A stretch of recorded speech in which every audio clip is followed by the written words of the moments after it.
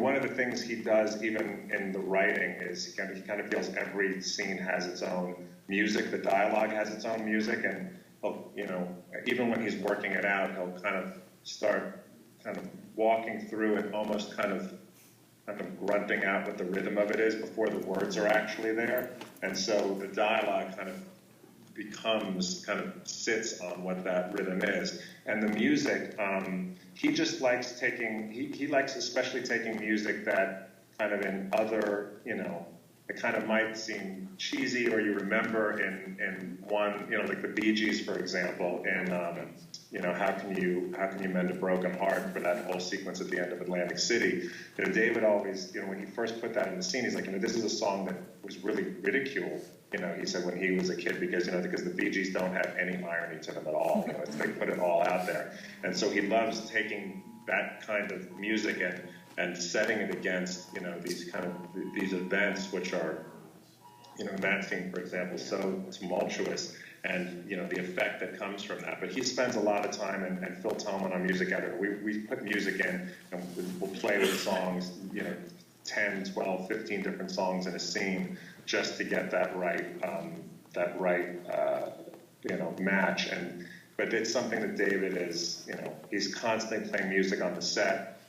The opening of the movie, when they're all, after they leave the hotel room and the three of them are walking down the hall together, Steely Dan's Dirty Work, that was a song, for example, that David had in his head right when we started shooting, and he was, as the actors were walking down the hallway, and take after take, he had his little jam box with him, and he would play it, so that music was actually playing there.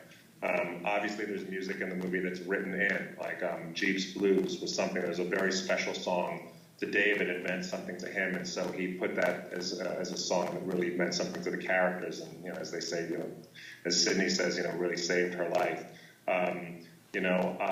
I've Got Your Number, which is the song that Sydney and Irving danced to in the Pierre Hotel.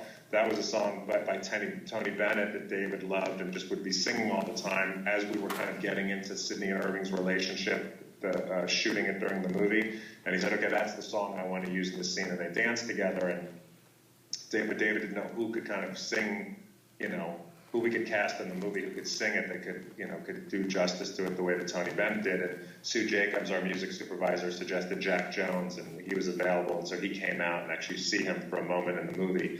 But it's a different process. There's some things in post that that come about strictly during the editing of the movie, and come out of either necessity of how when we're cutting the scenes of what he feels the scene needs, and the other things are built in from very early on.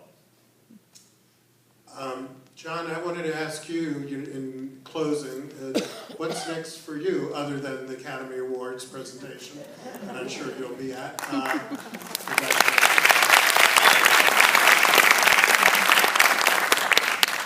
So what's on the agenda for you after the beginning of March? Well, David is actually working on a new story right now. It's an original idea, and he's just kind of starting to flesh out all of the kind of the major